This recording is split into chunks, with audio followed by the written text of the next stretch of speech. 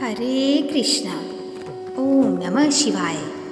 प्रिय भक्तों, आज मैं आपको कार्तिक मास की विशेष कथा के विशेष 19वें अध्याय की कथा का श्रवण कराने जा रही हूँ।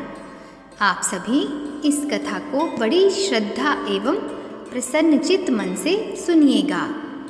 पिछले अध्याय में हमने दैत्य जलंधर और शिवजी के बीच में हुए युद्ध का वर्णन का वृत्तांत सुना था। अब मैं आपको उससे आगे की कथा का श्रवण करा रही हूँ। राजा पृथु ने पूछा, हे नारद जी, अब आप यह कहिए कि भगवान विष्णु ने जलंधर के राज्य में जाकर क्या किया तथा उसकी पत्नी का पतिव्रत किस प्रकार भ्रष्ट हुआ। नारद जी बोले, जलंधर के नगर में जाकर विष्णु जी ने उसकी पतिव्रता स्त्री वृंदा का पतिव्रत भंग करने का विचार किया। वे उसके नगर के उद्यान में जाकर ठहर गए और रात में उसको स्वप्न दिया। वह भगवान विष्णु की माया और विचित्र कार्य पद्धति थी और उसकी माया द्वारा जब वृंदा ने रात में वह स्वप्न देखा कि उसका पति नग्न होकर सिर पर तेल लगाए महिष पर चढ़ा है, वह काले रंग के फूलों की माला पहने हुए है तथा उसके चारों हिंसक जीव हैं। वह सिर मुड़ाए हुए अंधकार में दक्षिण दिशा की ओर जा रहा है। उसने नगर को अपने साथ समुद्र में डूबा हुआ इत्यादि बहुत से स्वप्न देखे। तत्काल ही वह स्वप्न का विचार करने लगी। इतने में उसने सूर्यदेव को उदय होते हुए देखा तो सूर्य में उसे एक छिद्र दिखाई दिया तथा वह कांतिहीन था। इसे उसने अनिष्ट जाना और वह भयभीत हो रोती हुई छज्जे, अटारी तथा भूमि कहीं भी शांति को प्राप्त न हुई। फिर अपनी दो सखियों के साथ उपवन में गई। वहाँ भी उसे शांति नहीं मिली। फिर वह जंगल में निकल गई।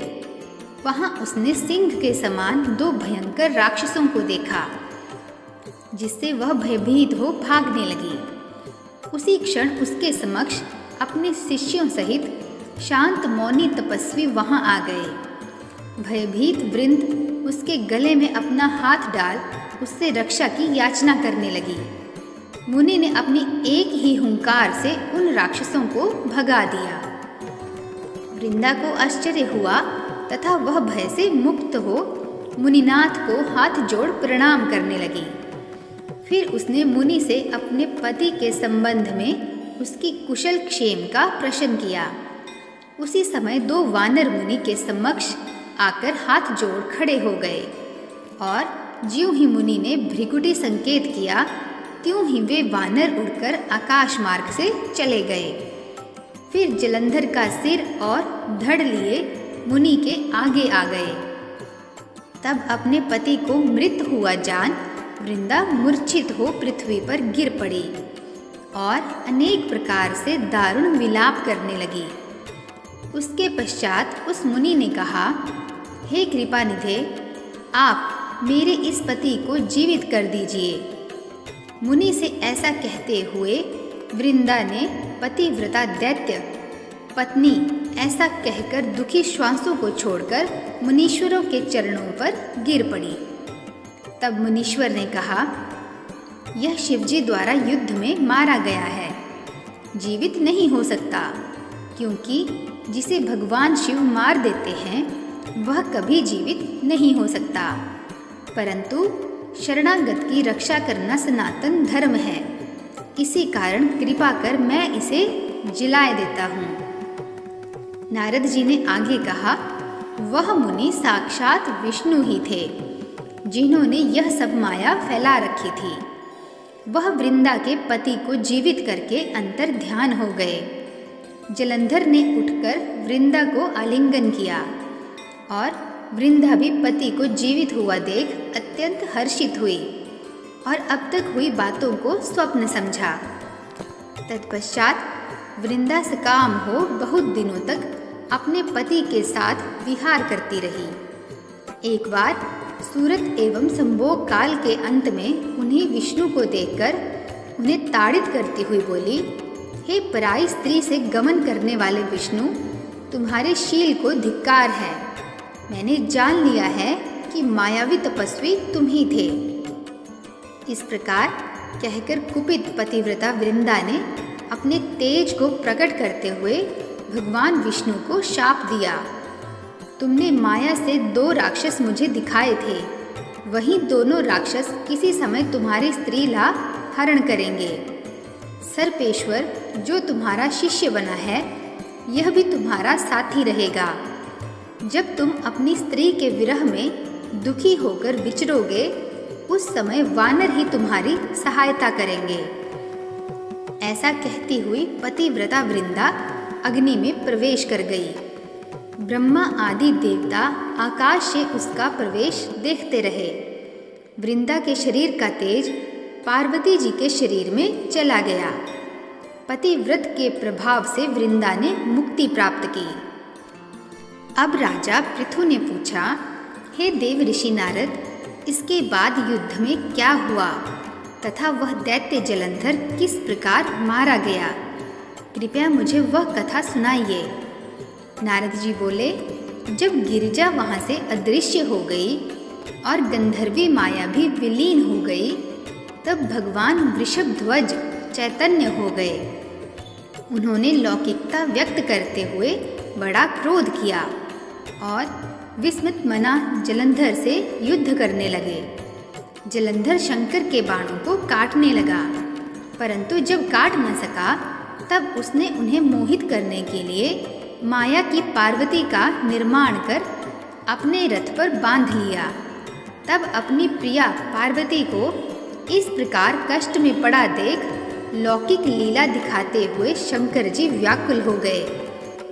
शंकर जी ने भयंकर रौद्र रूप धारण कर लिया। अब उनके रौद्र रूप को देख कोई भी दैत्य उनके सामने खड़ा होने में समर्थ न हो सका और सब भागने छिपने लगे। यहाँ तक कि शुंभ निशुंभ भी समर्थ न हो सके। शिवजी ने उन शुंभ निशुंभ को शाप देकर बड़ा धिक्कारा और कहा, तुम दोनों ने मेरा बड़ा अपराध किया है। तुम युद्ध से भागते हो, भागते को मारना पाप है। इससे मैं तुम्हें अब नहीं मारूंगा, परंतु गौरी तुमको अवश्य मारेगी। शिवजी के ऐसा कहने पर सागर पुत्र जलंधर क्रोध से अग्नि के समान प्रज्वलित हो उठा। उसने शिवजी पर घोर बाण बरसाकर धरती पर अंधकार कर दिया। तब उस दैत्य की ऐसी चेष्टा देखकर शंकर जी बड़े क्रोधित हुए तथा उन्होंने अपने चरणांगुष्ठ से बनाए हुए सुदर्शन चक्र को चलाकर उसका सिर काट दिया।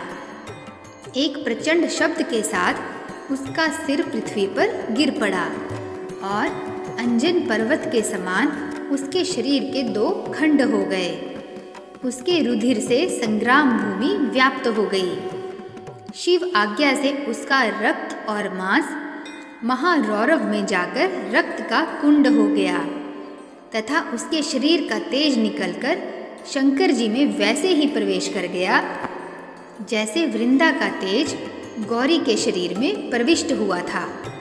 जलंधर को मरा देख देवता और सब गंधर्व प्रसन्न हो गए।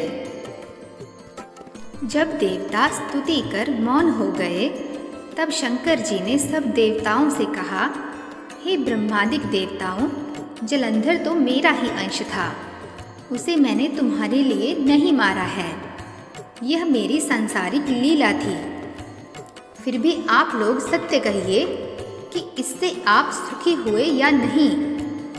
तब ब्रह्मादिक देवताओं के नेत्र हर्ष से खिल गए और उन्होंने शिवजी को प्रणाम कर विष्णु जी का सब वृतांत कह सुनाया, जो उन्होंने बड़े प्रयत्न से वृंदा को मोहित किया था तथा वह अग्नि में प्रवेश कर परम गति को प्राप्त हुई थी।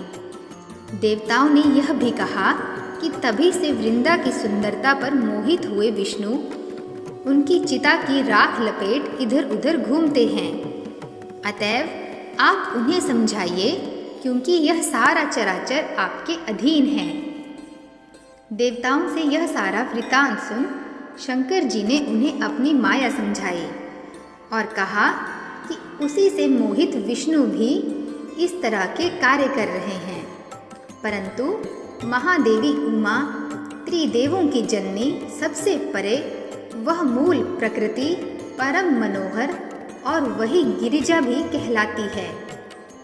अतएव विष्णु का मोह दूर करने के लिए आप सब उनकी शरण में जाइए। शंकर जी की आज्ञा से सब देवता मूल प्रकृति को प्रसन्न करने चले। उनके स्थान पर पहुंचकर उनकी बड़ी स्तुति की। तब यह आकाशवाणी हुई कि हे देवताओं, मैं ही 3 प्रकार से तीनों गुणों से पृथक होकर स्थित सत्य गुण से गौरा, रजोगुण से लक्ष्मी और तमोगुण से ज्योति रूप हूँ। अतएव अब आप लोग मेरी रक्षा के लिए उन देवियों के पास जाओ तो वे तुम्हारे मनोरथों को पूर्ण कर देंगी। यह सब सुनकर देवता भगवती के वाक्यों का आदर करते हुए गौरी, लक्ष्मी और सरस्वती को प्रणाम करने लगे। सब देवताओं ने भक्तिपूर्वक उन सब देवियों की प्रार्थना की। उस स्तुति से तीनों देवियां प्रकट हो गई। सभी देवताओं ने खुश होकर निवेदन किया। तब उन देवियों ने कुछ बीज देकर कहा, इसे ले जाकर बो दो तो तुम्हारे सब कार्य सिद्ध हो जाएंगे। ब्रह्मादिक देवता उन बीजों को लेकर विष्णु जी के पास गए और वृंदा की चिता भूमि में डाल दिया। उससे धात्री, मालती और तुलसी प्रकट हुई। विधात्री के बीज से धात्री, लक्ष्मी के बीज से मालती और गौरी के बीज से तुलसी प्रकट हुई। विष्णु जी ने ज्यों ही उन स्त्री रूप वाली वनस्पतियों को देखा तो वे उठ बैठे और मोहित हो उनसे याचना करने लगे। धात्री और तुलसी ने उनसे प्रीति की। विष्णु जी सारा दुख भूल देवताओं से नमस्कृत हो अपने लोक वैकुंठ में चले गए। वह पहले की तरह सुखी होकर शंकर जी का स्मरण करने लगे। यह आख्यात शिव जी की भक्ति देने वाला है। तो प्रिय भक्तों, आशा करती हूँ कि कार्तिक माह की यह कथा आपको अत्यंत पसंद आई होगी। इससे आगे की कथा का हम कल वृतांत का श्रवण करेंगे। अतः यदि आपको यह कथा पसंद आई हो तो चैनल को लाइक, शेयर तथा सब्सक्राइब अवश्य कीजिएगा। मिलते हैं नेक्स्ट वीडियो में। तब तक के लिए नमस्कार। जय श्री कृष्णा।